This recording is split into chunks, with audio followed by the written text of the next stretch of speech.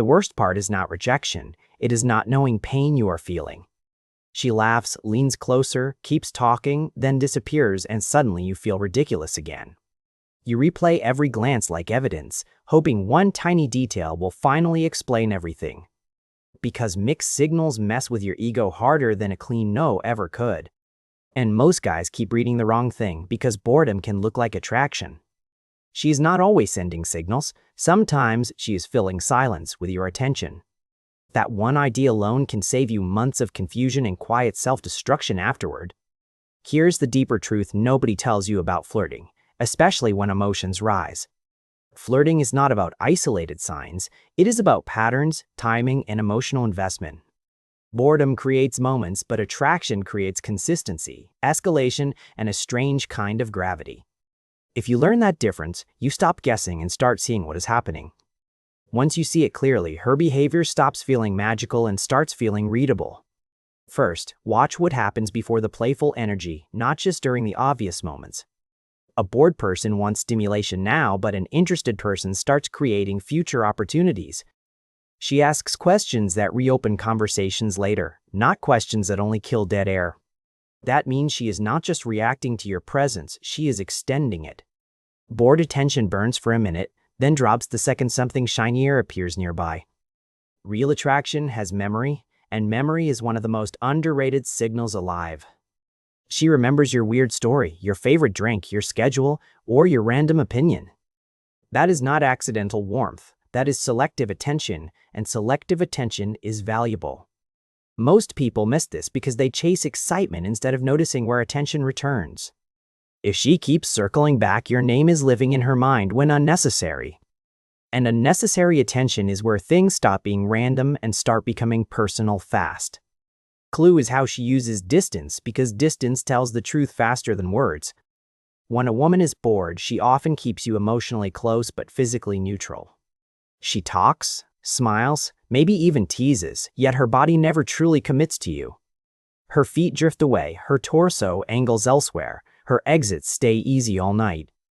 Attraction usually does the opposite, because interest keeps finding excuses to reduce distance naturally.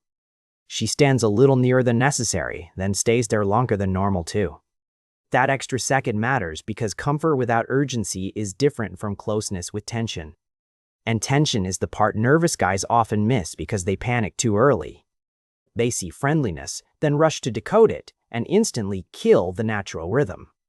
This is where your behavior changes the answer you are trying to understand completely. If you become needy, her curiosity disappears, and now boredom looks like rejection instead. Not because she hated you, but because pressure always reveals weak emotional timing fast. So stop treating every warm moment like a contract she signed in secret already. Flirting is an invitation to read the room, not permission to force momentum forward. And women feel that difference faster than men realize, sometimes before words even arrive. Another signal nobody respects enough is whether she becomes more animated specifically around you. Bored people seek entertainment from anyone available, but attraction creates selective energy shifts nearby. Her voice changes, her face brightens, her attention sharpens, and her timing improves too.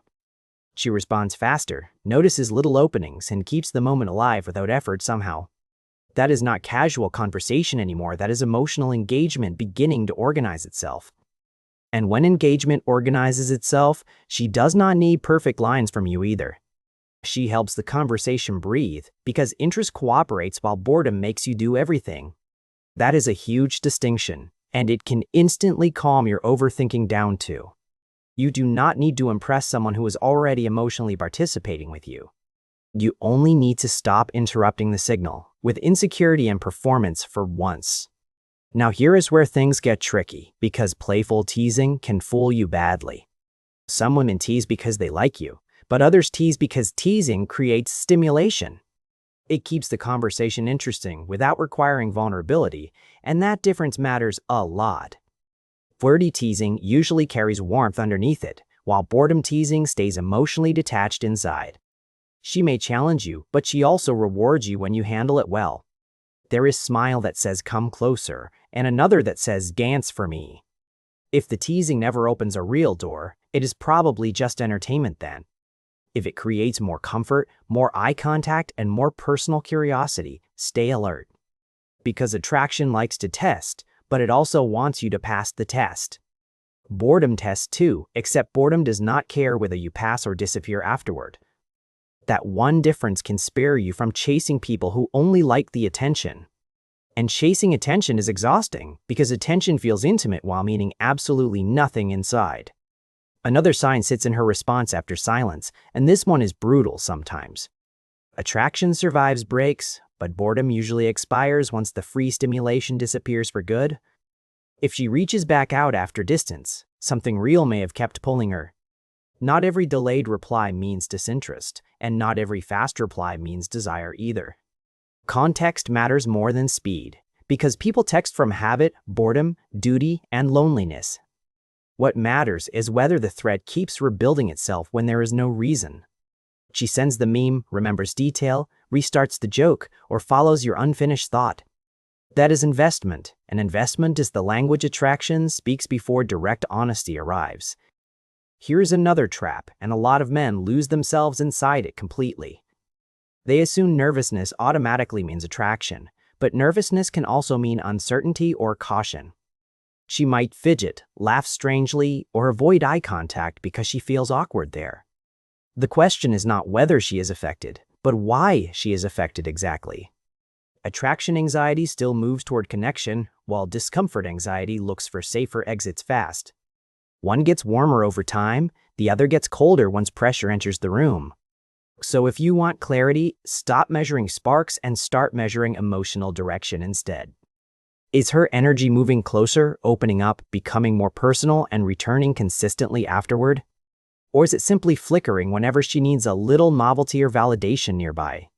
That question alone will clean up half the confusion you carry into dating today. Now let us talk about eye contact, because this one gets romanticized constantly online.